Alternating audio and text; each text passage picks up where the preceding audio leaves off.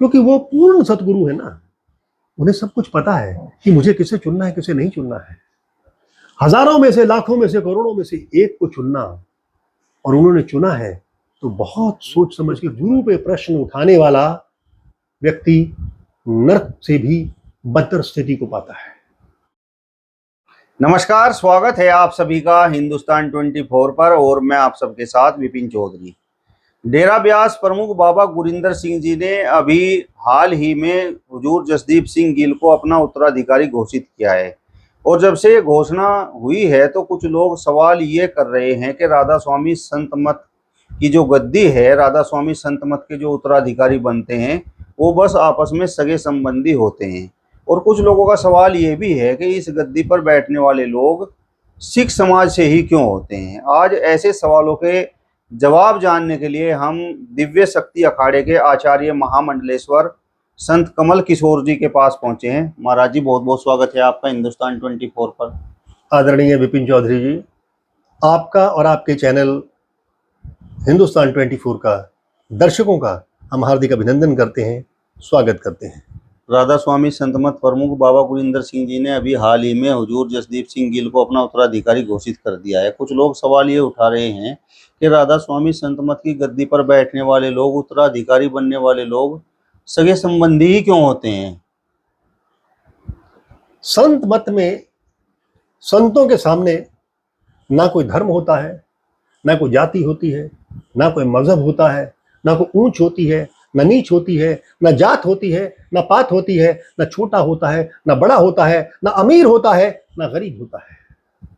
उनके लिए सबसे पहले जो देखा जाता है वो ईश्वर के प्रति श्रद्धा, गुरु को मानने वाली बातें जैसे समरसता, निश्चलता, प्रेम, सद्भावना, शुभकामना, मानव का मानव के प्रति संवेदना, ये सारी बातें देखी जाती हैं।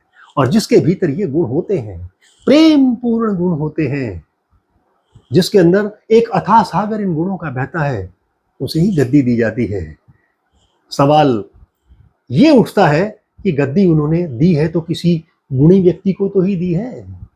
अब चाहे वो उनकी रिश्तेदारी में है या उनकी रिश्तेदारी में नहीं है, कोई भी है, गद्दी हमेशा गुणवान व्यक्ति को दी जाती है, ऐसे ही किसी को नहीं दे दी जाती। महाराज जी, राधा स्वामी संत मत को हिंदुस्तान में क्या विदेशों में भी मानने वाले लोग हैं और हिंदू, मुस्लिम, सिख, ईसाई सभी राधा स्वामी संत मत को मानते हैं। तो फिर जब ये गद्दी दी जाती है या फिर उत्तराधिकारी बनाया जाता है तो फिर वो सिख समाज से ही क्यों होता है, कुछ लोगों का ये भी सवाल है। सिख समाज, आखिर सिख समाज आया कहां से है? श्री गुरु नानक देव जी के वंशज, सारे के सारे गुरु प्रभु राम के वंशज हैं। श्री गुरु गोविंद सिंह जी स्वयं अपना 100 साखी में ये कहते हैं कि मैं श्री कृष्ण का अवतार हूं। भगवान श्री कृष्ण का अवतार सबसे पहले कौन थे? ये सारे लोग कौन थे? ये सनातन धर्म के लोग थे, हिंदू लोग थे। जब मुगलों का अत्याचार बढ़ा तो श्री गुरु गोविंद सिंह जी ने एक सेना बनाई मुगलों के अत्याचार के खिलाफ। उस सेना में उन्होंने हर हिंदू परिवार से एक एक बच्चा, एक एक लड़का अपना अर्पण करने के लिए कहा और उसे सिंह सजाया, तब ये सिख समाज बना। तो सिख समाज और हिंदू समुदाय कोई अलग अलग नहीं है। जैसे नाखून से आप मांस को अलग नहीं कर सकते, इसी तरह से हिंदू और सिख को आप अलग अलग नहीं कर सकते। कुछ लोग मोने हैं यानी उनके बाल कटे हुए हैं, कुछ लोग सरदार हैं जिन्होंने बाल रखे हुए हैं यानी वो केशधारी हैं, इनके पूर्वज एक ही हैं। तो ये कहना कि सिख समाज से ही क्यों चुना जाता है, इसका कोई औचित्य नहीं बनता। सिर्फ गुणों के बल पर ही चुना जाता है।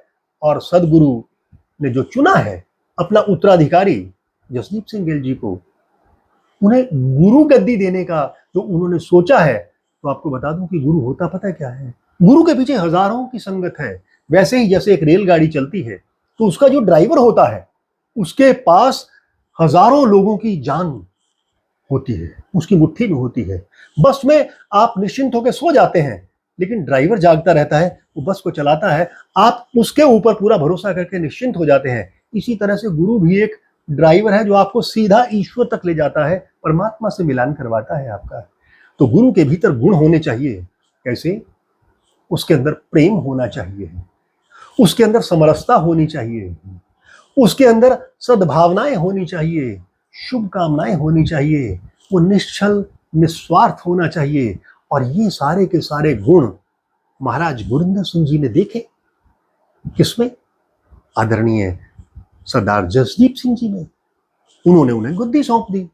तो इसमें सिख समाज को ही गद्दी क्यों दी जाती है या क्यों नहीं दी जाती, ये प्रश्न ही बेमानी हो जाता है। क्योंकि गद्दी तो उन्होंने उस व्यक्ति को दी जो गुणी था, उसके योग्य था और पूरी संगत को साथ लेके चल सकता है, ईश्वर के साथ मिला सकता है, प्रेम की गंगा बहा सकता है। तो ये बहुत बड़ी बात है। महाराज जी, राधा स्वामी संत मत को मानने वाले पूरे देश दुनिया में करोड़ों लोग हैं। क्या उन करोड़ों लोगों में से कोई ऐसा गुणी व्यक्ति नहीं था जो गद्दी पर बैठ सके या उत्तराधिकारी बन सके? बहुत लोग होंगे, लेकिन एक क्लास में 100 बच्चे हैं, कोई 98 नंबर लेता है, कोई 99 लेता है, कोई 99.9 लेता है, कोई 100 में 100 नंबर लेता है। तो जिसको 100 में से 100 नंबर गुरु दे दिए, गुरु ने चुना। क्योंकि शिष्य कभी गुरु को नहीं चुनता, ये ध्यान दे। गुरु हमेशा अपने शिष्य को चुन लेता है कि हाँ, ये मेरा ज्ञानवान शिष्य है, इसने मेरे ज्ञान को पूरी तरह से आत्मसात कर लिया है, तो गुरु ने उस शिष्य को चुना। ये कोई आवश्यक नहीं है कि उसने कहां से चुना, रिश्तेदारी में चुना या रिश्तेदारी के बिना चुना। क्योंकि मैंने आपसे पहले कहा है कि गुरु जब चुनता है तो अपने हिसाब से चुनता है, वो उसी ड्राइवर को चुनता है जिसमें पूरी संगत भरोसा करके आगे बढ़ सके, प्रेम का संदेश दे सके, मानवता का संदेश दे सके। और वहां तो मानवता का ही संदेश दिया जाता है।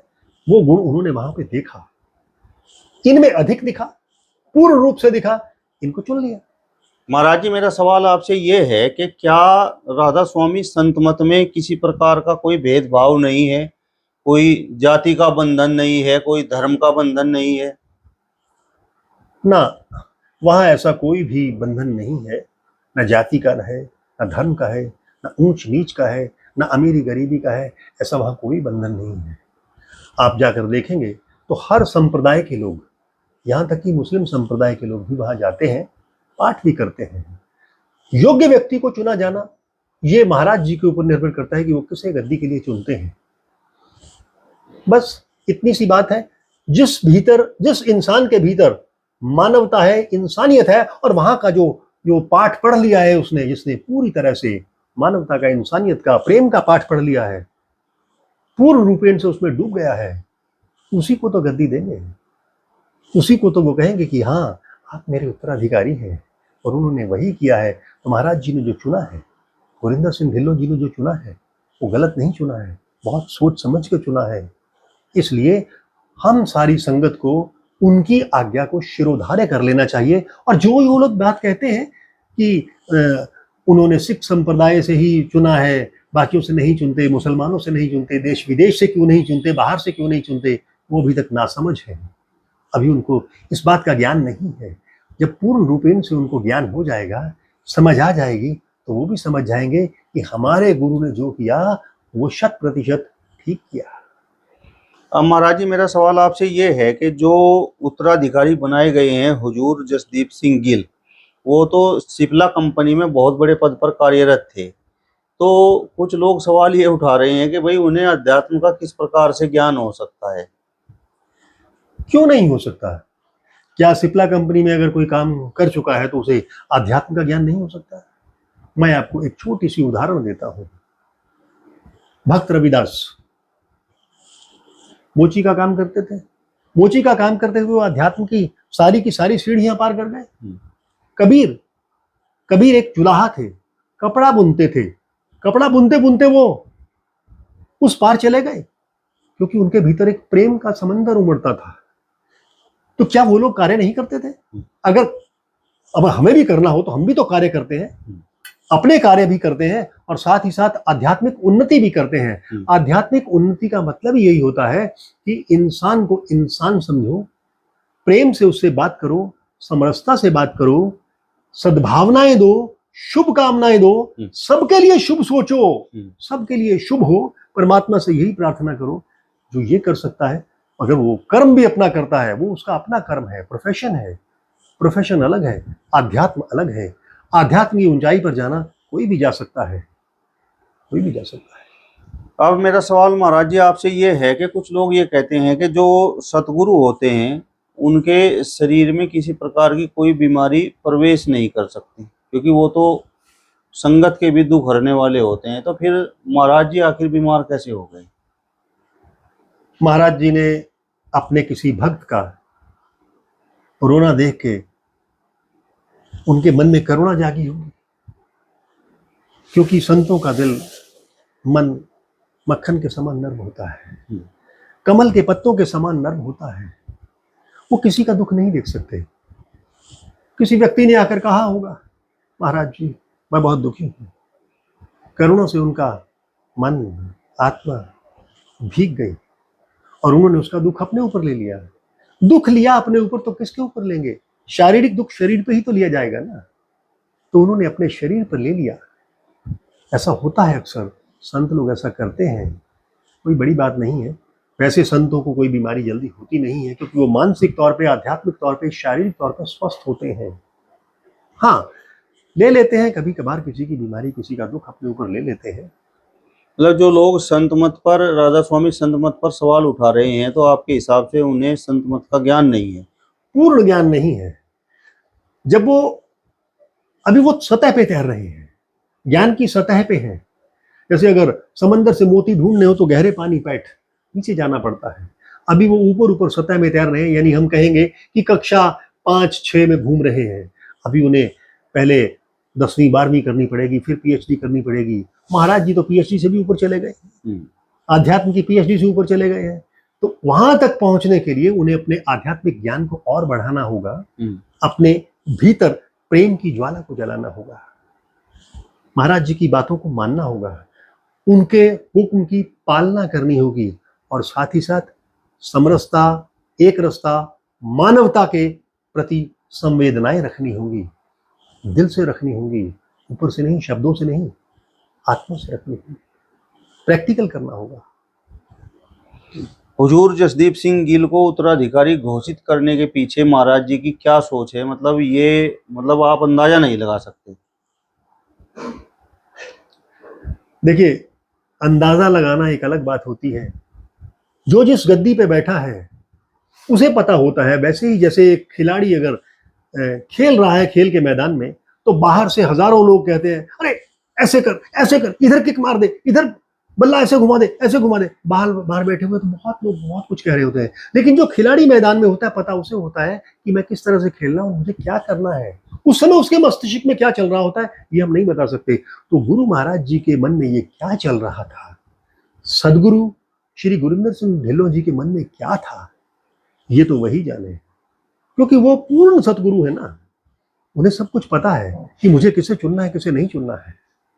हजारों में से, लाखों में से, करोड़ों में से एक को चुनना, और उन्होंने चुना है तो बहुत सोच समझ कर चुना है। और हमें उनके इस आदेश की सभी संगत को पालना करनी चाहिए। कोई इफ और बट, कोई प्रश्न नहीं करना चाहिए, क्योंकि गुरु पे प्रश्न उठाने वाला व्यक्ति नरक से भी बदतर स्थिति को पाता है। चलिए, तो आचार्य महामंडलेश्वर संत कमल किशोर जी को आपने सुना। फिलहाल इस वीडियो में बस इतना ही। अगली वीडियो में फिर आपसे मुलाकात होगी। तब तक बने रहिए हिंदुस्तान 24 के साथ। नमस्कार।